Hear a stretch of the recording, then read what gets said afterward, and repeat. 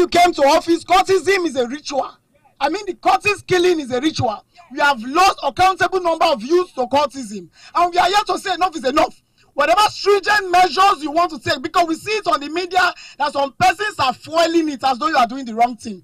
We are saying we are behind you. Yes, whatever measures you want to take to curb cultism, take it. And when you need our help, we'll be standing. This is a tip of the iceberg. When you call, we will answer. We want to also use this medium to appeal to you, to help us appeal to the Commissioner of Police, not to rope innocent people into this arrest, because we are aware that some persons are being illegally brutalized in the name of arrest. So we appreciate your efforts, and we pray that God continue to give you strength to clean those states. One aluta bomb for the governor there. No. The youth said they will support any measure taken by the Pueblos administration. Nigerian Maritime University of Okerekoko. The institution vice-chancellor acknowledges the trajectory of growth. The graduates had found worthy in character and in learning and are now expected to contribute to the growth and development of society. The vice-chancellor of the University of Benin reads President Bola Ahmed Tinubu's address. University is becoming a leading institution in maritime education, research and innovation. The federal government remains committed to supporting this university through investments in infrastructure, faculty development, and research capacity. Because of the passionate love our government has for education, has built a faculty for this university. It's a federal university. Not only faculty, it also be an access road to the main campus in Okerekoko for the students and the staff. And we also know that some police also supporting this university. That we will partner with you. We'll encourage you to find out that this is one source that we can use to develop our capacity to tap, to address our very rich environment.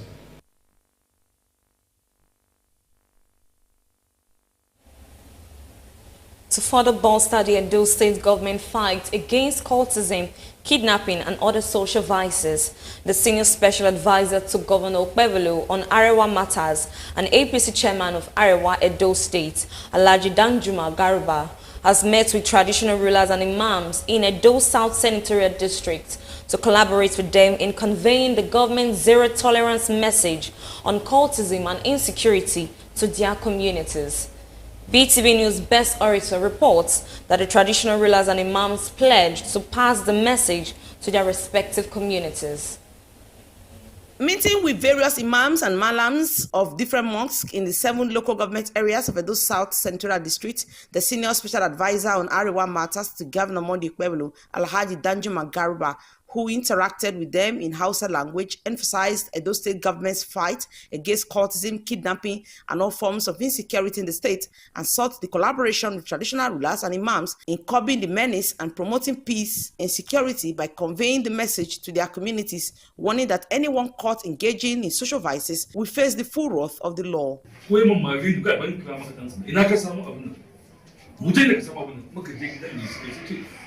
An ban kunce mai in ka ga dan ajan hukuma wallahi da mu ƙara mutunci a wajen wannan mutum a yaran ma da laifi iyayen su laifi gaskiya ba abin da ya faɗa an sato a banka maka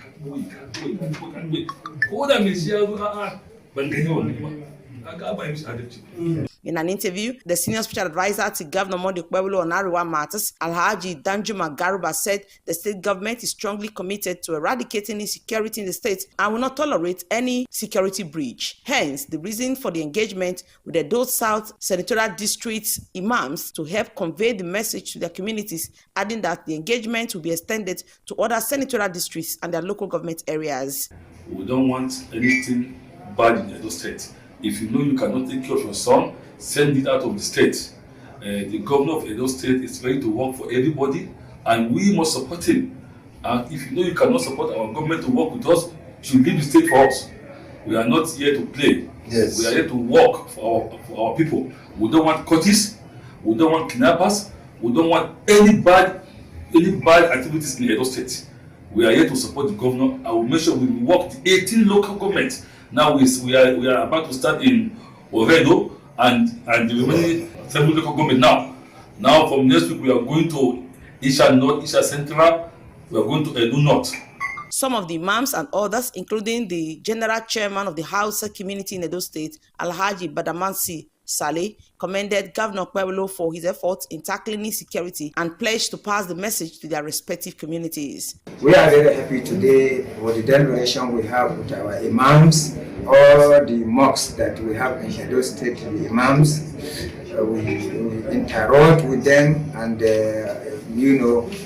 got the message that His Excellency sent about cultism, about kidnapping, scrap dealers, and those who are committing havoc, those who are aiding and abetting, which, if whether from Hausa community or not from Hausa community, those who are aiding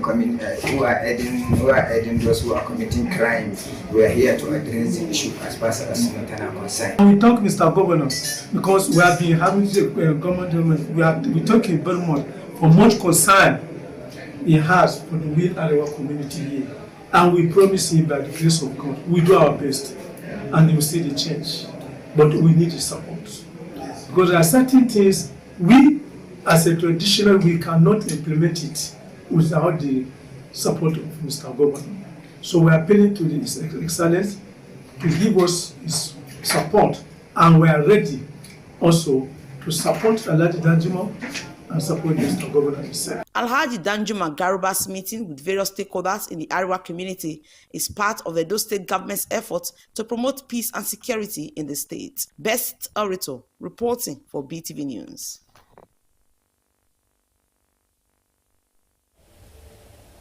The Coordinating Minister of Health and Social Welfare, Professor Ali Pati, says the President Bola Tinubu administration remains firmly committed to eradicating polio in Nigeria.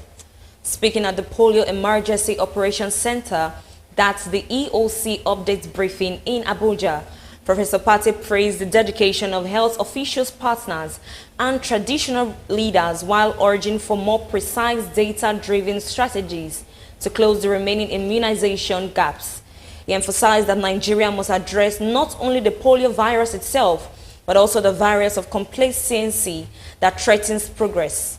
The minister acknowledged the strategic shifts already undertaken by the EOC team, such as enhanced supervision, independent team selection, and deeper community engagement, highlighting their impact in reaching vulnerable populations.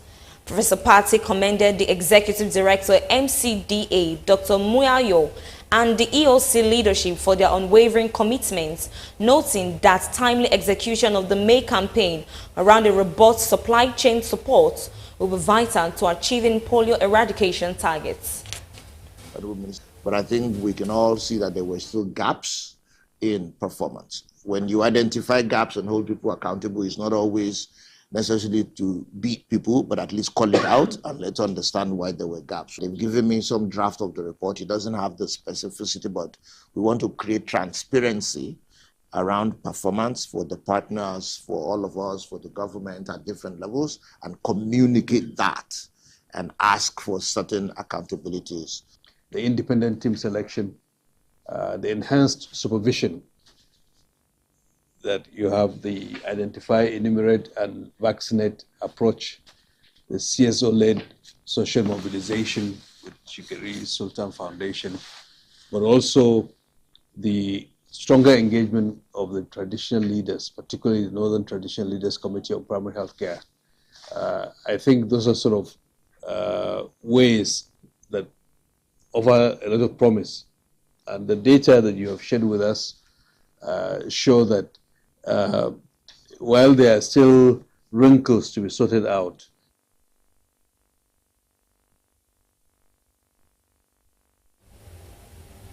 the Nigerian Air Force has over the years transformed remarkably in size, strength, and capability, growing into a formidable force committed to defending the nation's territorial integrity from the skies, from local to international operations.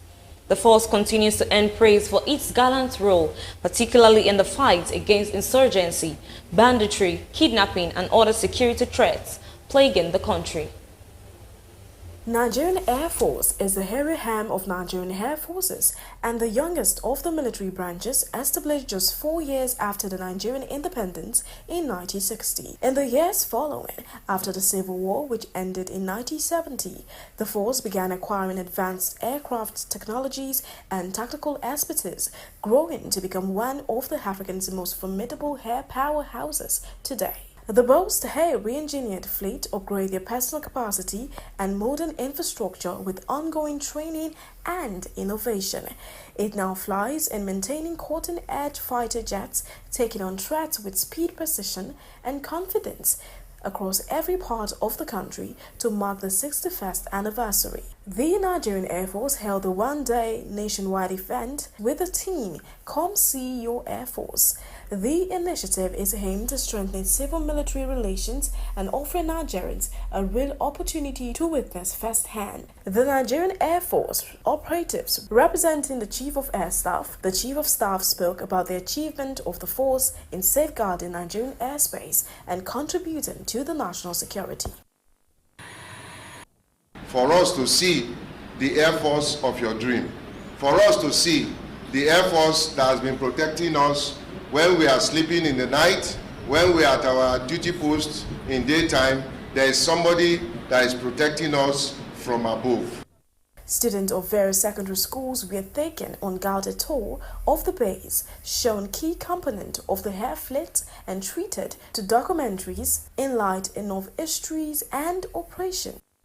I'm very happy to come here today and witness what is going on in Air Force. I have the opportunity to come and see how they operate aircraft. Participants expressed excitement and appreciation for the opportunity to engage directly with the Air Force and learn more about its roles in national defense. Students are being invited to see for themselves the achievement, and that will lure them into having interest in joining Air Force and other paramilitary organizations. The one-day event also gave residents a chance to tour key facilities, inspect aircraft up close, view historical exhibits and photo galleries, among others, as of 2021. Nigerian Air Force remains one of the Africa's largest, with over 18,000 personnel. Some of its notable aircraft include the Chengdu F-7, Dassault Dunia Alpha Jet, GF-17 Thunderblock, T-129 Attack, Agosta Westland 107, Eurocopter EC-135, and the Embraer EMB-314 Super Tucano. Sohe Osemeki reporting for BeeTv.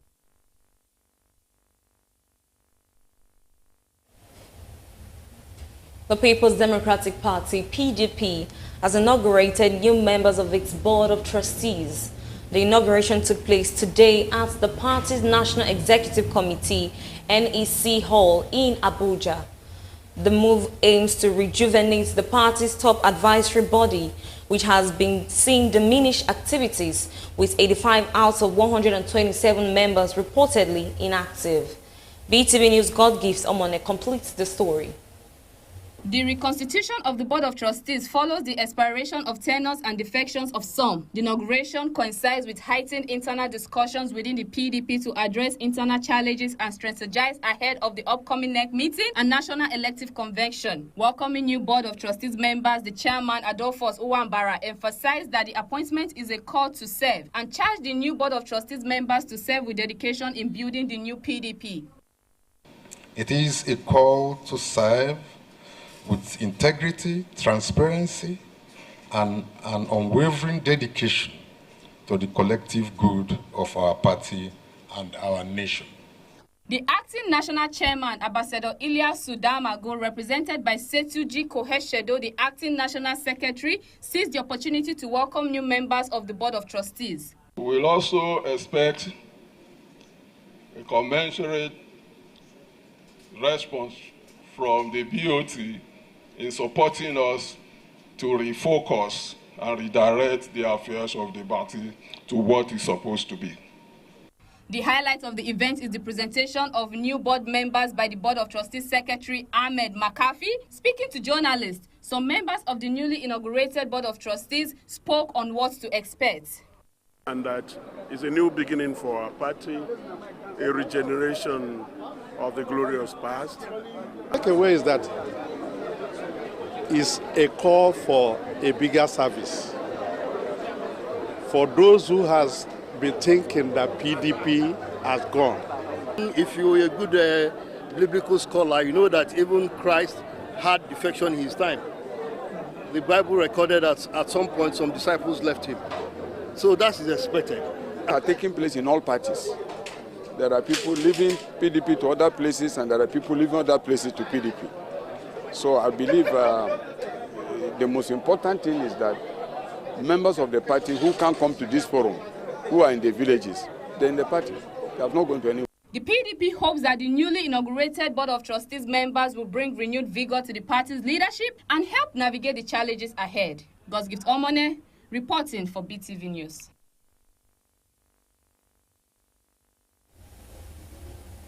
Kano South have converged on Somala in a massive show of solidarity for President Bola Tinubu and Senator Abdullah Ram Kawu. The rally followed Senator Kawu's recent defection to the All Progressive Congress, while the youth marched through the major streets carrying banners and chanting songs in support of President Tinubu and Senator Kawu and the APC national chairman. They praised President Tinubu for key developmental projects across the senatorial districts and applauded Senator Kawu's return to the APC fold. I am congratulating him straightforward because by now the second time agenda has been secured. Northwest and the renewed hub is on course, of course, and of course has been corrected. So for this, congratulations, Mr. President. However, our senator has done a lot. We are pleading with His Excellency that establishment in structural facilities have been excellent under his word. We are pleading for him for more support in terms of human resources. Because APC is already home to all of us here, and as you can see here, all the youth in Kano's house, they are certainly here present to express their solidarity. That is for the decision taken by the distinguished Senator Suleiman Abdurrahman Kawu.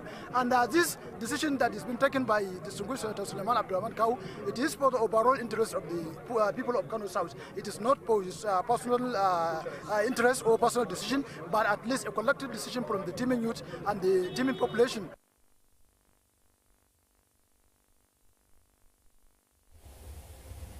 We'll take a short break and we will be right back shortly. Stay with us. He's here again. The member representing Igwe-Bubaka Federal Constituency, Honorable Murphy Omorui of Labour Party, popularly known as Mr. Empowerment. This time, Mr. Empowerment will be training and empowering the people of Igwe-Bubaka Federal Constituency. There will be training on CNG conversion of vehicles. Mechanics will be of greater advantage. Training and empowerment of graduates on exportable commodities. Training and empowerment of graduates on artificial intelligence, AI. All trainees will be issued with certificates and starter packs. To be part of this program, people from Igwe-Bubaka Federal Constituency are to collect their registration forms free of charge from Honorable Murphy Omorui constituency offices located at 74B, Textanley Road, 75, Upper Sokbomba Road, Benin City, and 57, Obakenzuwa Way, Aroko Quarters, Olubo. Collection of registration form will last from 1st to 15th June 2025. For more information, call 0803-270-3380 or 0816-665-5247. Honorable Murphy Omorui, Mr. Empowerment.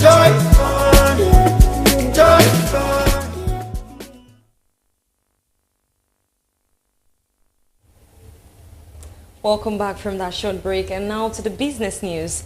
The World Bank has projected that Nigeria's inflation rate will average 22.1% in 2025, attributing the anticipated decline to the Central Bank of Nigeria's tight monetary stance aimed at restoring price stability and anchoring inflation expectations. The projection was contained in a statement published Monday on the World Bank website, following the formal launch of the latest edition of the Nigerian Development Update Reports in Abuja. BeeTv News' Pelumi Mukori completes the report. The biannual report titled Building Momentum for Inclusive Growth assesses recent economic trends and policy responses and outlines priorities for sustaining reforms and promoting inclusive growth. The report further adds that inflation has remained high and sticky, but is expected to fall to an annual average of 22.1% in 2025 as a sustained tight stance firmly establishes monetary policy credibility and dampens inflationary expectations. Foreign exchange market speculators are at the receiving end of fresh regulatory actions aimed at stabilizing the exchange rate. The exchange rate plays a significant role in every economy as many factors driving economic growth are linked to it. Nigeria relies heavily on imports for most manufactured goods, highlighting the necessity of a stable and transparent foreign exchange system. For the Central Bank of Nigeria, for some years now, of all the monetary challenges the country has been grappling with, foreign exchange and high inflation have been the elephant in the room. The country's inflation accelerated to 34.8% in December 2024, but fell to 24.48% in January this year. The theft of Nigeria's crude oil fell by a whopping 58.3% in the first quarter of 2025 amidst the federal government's reinforcement of initiatives geared towards ending the menace in the country's Niger Delta. Data gleaned from the Nigerian Upstream Petroleum Regulatory Commission (NUPRC) during a presentation to the Investment Monitoring Committee of the Revenue Mobilization Allocation and Fiscal Commission (RMAFC) in Abuja show that whereas the theft figure was 12,000 barrels per day in the last 24 months. In Q1, the number fell to 5,000 PBD. And that is all on business news. Balumi Mukoro reporting for BeeTv News. And now on to the foreign scene, where President Donald Trump has offered to mediate the Kashmir disputes between India and Pakistan, describing it as thousand-year conflicts. Also, dozens of white South Africans arrived in U.S. on the Trump refugee plan. BeeTv News' Harmony Agbafo tells us more on this and other stories from the foreign scene. U.S. President Donald Trump offered to mediate the Kashmir dispute between India and Pakistan, describing it as a thousand-year conflict. This move comes after a ceasefire agreement between the two nations, which was brokered by the U.S. However, the ceasefire was quickly violated by Pakistan, with reports of drone attacks and shelling on Indian territories. India has rejected third-party mediation, considering Kashmir a bilateral issue. Pakistan, on the other hand, has welcomed Trump's offer, appreciating his role in facilitating the ceasefire. The Kashmir dispute has been ongoing since 1947, with both countries claiming the region in whole, but administering it in part. Meanwhile, a group of around 59 white South Africans, mostly Afrikaners, arrived in the U.S. after President Donald Trump granted them refugee status, citing racial discrimination in South Africa. However, South Africa's government disputes this claim. The group landed at Washington Dulles International Airport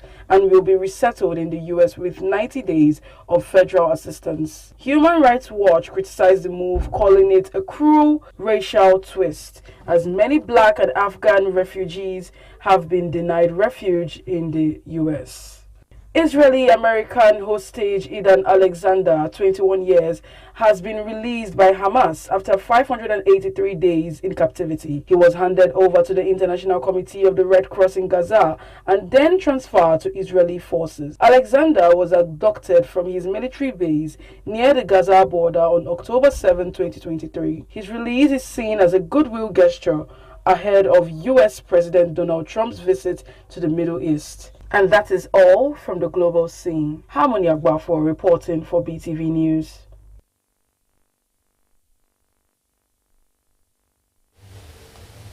Nigerian music star Skills is enjoying a career resurgence as his 2014 hit single Shake Body finds new life after over a decade since its release. Actor Adeniyi Johnson escapes robbery attempt in Lagos, calls for improved security. Let's join BeeTv News God Gift Omone for details of this and more from the entertainment world. Originally dropped 10 years ago, The upbeat Afrobeat track has gone viral on TikTok in recent months, sparking dance challenges and renewed fan interest. This unexpected revival has propelled Scales to fresh milestones on digital platforms. According to recent stats, the Kaduna-born artist hit 2 million monthly listeners on Spotify in May 2025, doubling his numbers from just a month earlier. The success doesn't stop there. Shake Body has debuted at number 98 on the Spotify Global Viral Songs chart and is currently trending in over 30 countries, including France, Italy, Spain, and the Netherlands. Skate's story underscores the power of digital platforms in reviving classics and connecting artists with new global audiences. From nostalgic hits to viral sensation, Shake Body proves that timeless music can always make a comeback. Nollywood actor Adeniyi Johnson has shared a harrowing experience after narrowly escaping a robbery attack in Lagos. The 47-year-old took to Instagram to post a video showing damage to his car, revealing how 3 armed thugs surrounded his vehicle in what he described as a 50-second ambush near Alapere along the Lagos-Ibadan Expressway. According to Johnson, the incident occurred around 11 p.m. while he was attempting to maneuver past 2 smoke-emitting trailers obstructing the road. The attackers, he said, attempted to vandalize his car, targeting the mirrors and windshield before he managed to escape. He disclosed that this was the second robbery attempt he had experienced this year, with the first taking place in April around 7:15 p.m. Johnson's ordeal has reignited concerns over the safety of road users in Lagos, particularly at night. Nigerian on-air personality and rapper Nnamdi Basili, popularly known as N6, has stirred conversation after claiming responsibility for triggering the well-known beef between rap giants M.I. Abaga and Vector the Viper. Speaking in a recent interview, N6 disclosed that his 2027 diss track, You Should Fix Up Your Life Too, was a direct response to M.I.'s controversial song, You Rappers Should Fix Up Your Lives. While many artists responded cautiously to M.I.'s track, N6 stated that his own reply struck a nerve, prompting M.I. to respond with a series of tweets instead of engaging musically. According to N6, his bold approach may have set off the chain of events that led to the infamous lyrical battle between M.I. and Vector. That was what led to him and Vector's beef, he claimed, suggesting his track was the spark that pushed the feud into full gear. Though he maintains a generally friendly stance within the industry, N6 admitted that was the only time he went head-to-head with another rapper. So far, neither M.I. nor Vector has responded to N6 claims. The revelation has added a new layer to one of Nigeria hip-hop's most iconic rivalries, reigniting discussions about the origins of the clash and the influence of this culture in the music scene. And that is it from the entertainment world. God's Gift Omone, reporting for BeeTv News.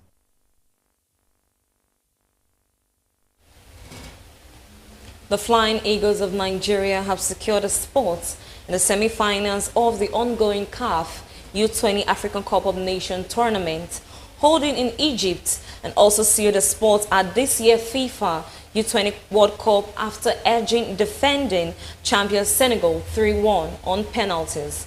Let's now join our BeeTv News Freeman Osawi, who has more of these and other sports stories. Sporting Lagos goalkeeper Ebenezer Akot was the Flying Eagles' hero, saving 2 penalties in the shootouts to help Nigeria get the better of their opponents. Coach Aliyu Zubairu's side, who conquered the Waffle B soon last year, reached the quarterfinals as the second-best team in Group B behind Morocco. There was little to separate from teams during regulation time in terms of goal-scoring action, although Senegal's check time came close in the 42nd minute with a header that came off the post. Nottingham Forest striker Taiwo Awoniyi was rushed to the hospital for emergency surgery on an abdominal injury, according to reports on Monday. The Nigerian international suffered an injury when he collided with a post during Forest's 2-2 draw against Leicester City at the City Ground on Sunday. Awoniyi had stretched in a failed bid to convert Anthony Elenga's cross and tried to carry on playing after receiving several minutes of treatment. The true extent of the injury was only discovered by Forest medical staff on Monday, and reports said he was immediately taken for surgery, which was not believed to be life-threatening. Although there is one game to go, Rivers United coach Finidi George says he is satisfied with how the former Nigeria Premier League champions are going to end the 2025. Rivers United are currently second in the Nigerian top flight with 61 points and are still looking to earn a CAF Champions League ticket. The top 3 spots are settled, with Remo Stars confirmed as champions with a 10-point gap, while Rivers lead Abia Warriors by a point in the race for the second CAFCL spot ahead of their final games of the season in 2 weeks. And that's it on Sport News tonight. Freeman Osawe reporting for BeeTv News.